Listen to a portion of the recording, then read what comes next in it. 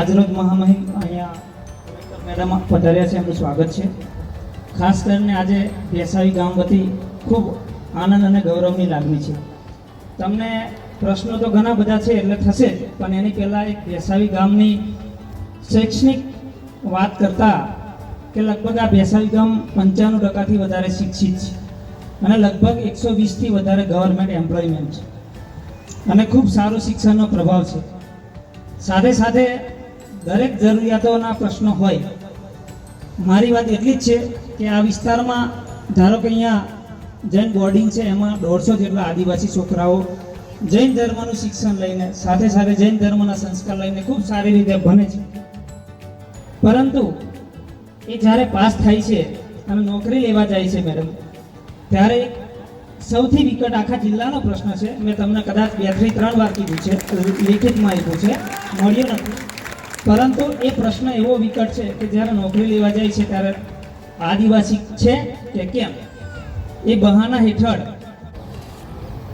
કંઈ વ્યક્તિગત નથી, પરંતુ આ ભેસાવી ગામની અંદર અમારા પરદાદાઓએ કદાચ રાજાને જોયા છે.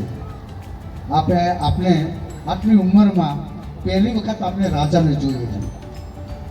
આપણે રાજા જ કહેવાય, માફ કરજો, પરંતુ આ રાજાનો બંગલો છે.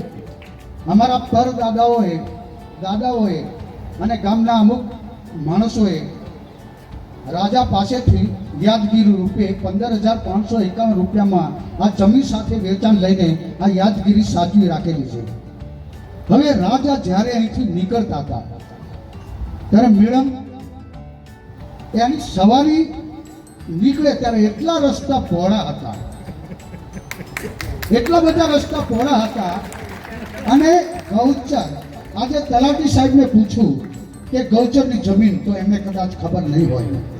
સરકારી જમીન કેટલી છે એ કદાચ ખબર નહીં હોય. પરંતુ આ ગામની અંદર ગૌચરની જમીનોનું દબાણ થયેલું છે, રસ્તાની જમીનોનું દબાણ થયેલું છે.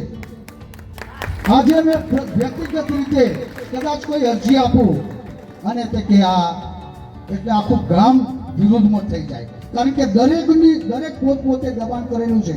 એટલા માટે આ કોઈક સર્વે કરીને, અને બીજી વાત, આ રસ્તાના દબાણ કે આ ભેસાવીનો મેડમ વધારે સમય લઈ લઉં, પરંતુ આ ભેસાવીમાં આપ પહેલા રાજા છો. અમે પહેલા રાજાઓને રજૂઆત કરતા હતા, આપ રાજા તરીકે આપણે આવ્યા છો અને સાથે સાથે રાજ રસાલો, જેને રાજ રસાલો કહેવાય, એ રાજ રસાલો લઈને આવ્યા છે. વિષ્ણુભાઈએ વાત કરી કે આ લાઇબ્રેરી, અને બેલોએ જે વાત કરી જે દૂષણ, એ દૂષણ તો કોઈ પણ સંજોગોમાં અટકવું જોઈએ એવી હું પણ મારા ગામજનો વતી માંગણી મૂકું છું. જય હિન્દ. ગૌચર જમીન અને સરકારી જમીન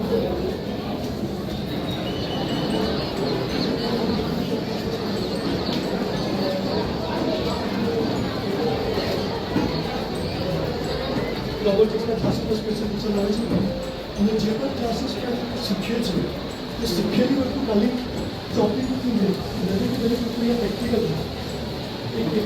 આ છોકરાઓ ધીમે ધીમે જે પણ કામ કરે છે એ બધું લોકોએ આઈટેલ આપેલા છે અહીંયા તો એ લોકોને ધીમે ધીમે હોય કે લાઇબ્રેરીમાં જાઓ તો એ બધું તો એક છોકરો બતાવશે.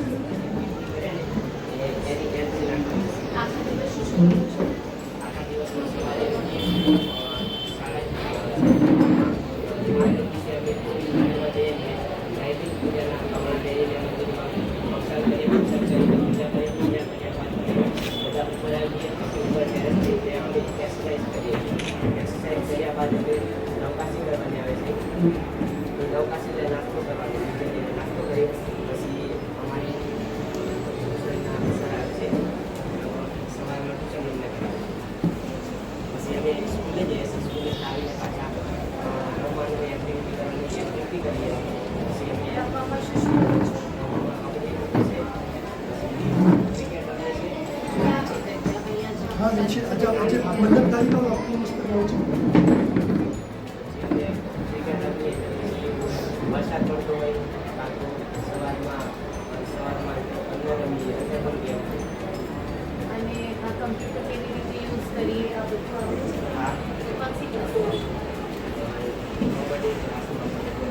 કેટલી ક્લાસમાં અત્યારે તમે કોણસી ક્લાસમાં ભણો છો? કયા ધોરણ?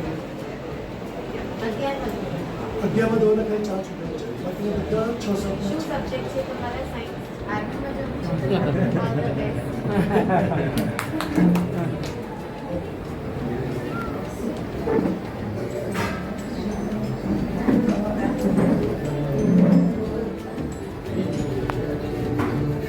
એક પ્રોટોટાઇપ બનાવ્યો છે અત્યારે, જે ગેમઝોન આપણે જઈએ છીએ ગેમઝોનમાં જે બાસ્કેટબોલની ગેમ હોય એનું એક પ્રોટોટાઇપ બનાવ્યો છે.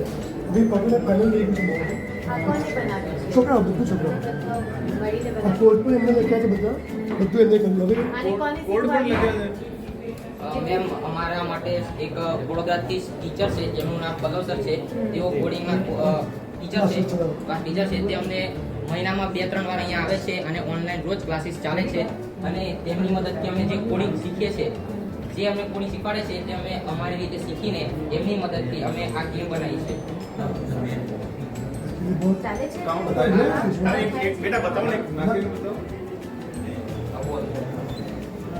આ બોલ નેટમાં નાખવાની છે? હા એક બસ.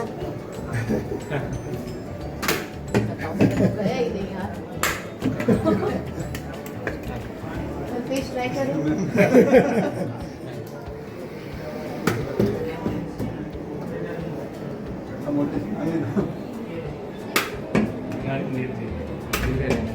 नेटी खराब है, जाएगा ही नहीं वो.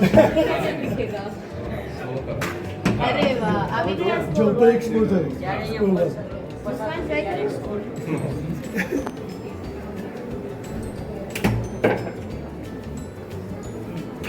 વાહ 2 નથી આવ્યો એમાં.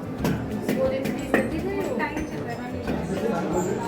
સ્પેશિયલી 6 મહિનાની ગુજરાતી શીખ્યો. અમારી પાસે બુક્સ બોલો ગુજરાતી શીખ્યો. અને ગુજરાતી શીખ્યા પછી એ ત્યાંથી ઓનલાઈન છોકરાઓ શીખવાડે.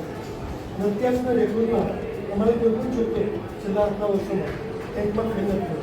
રિસન્ટલી આજે ઉપર ટ્રોફીઓ દેખાય તો સાયન્સ ફેરમાં અહીંયા આગળ છોકરાઓની બધા છોકરાઓ પ્રાથમિકમાં માધ્યમિકમાં ભણ્યા. ફર્સ્ટ સેકન્ડ થર્ડ છોકરાઓ.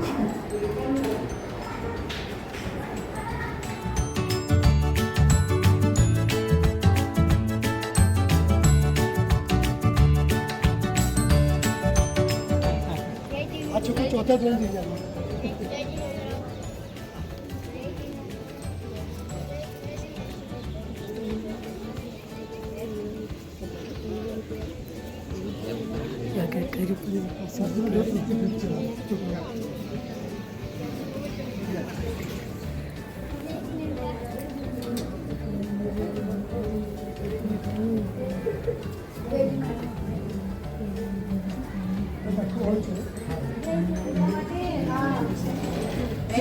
હા બેન છે ને બધા કદાચ ને આપીને આવે એ લોકો મને કોઈ પબ્લિસિટી કોઈ હેલ્પ નથી કરી.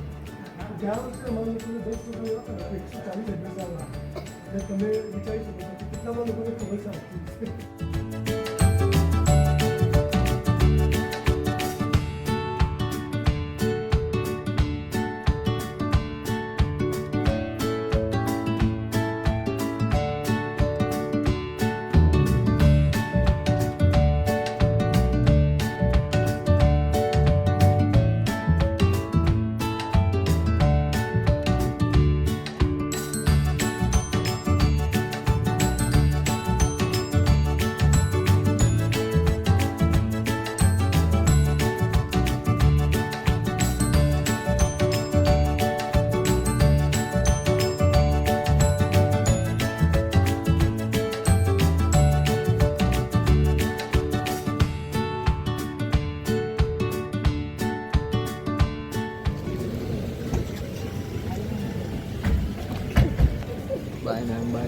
બાય.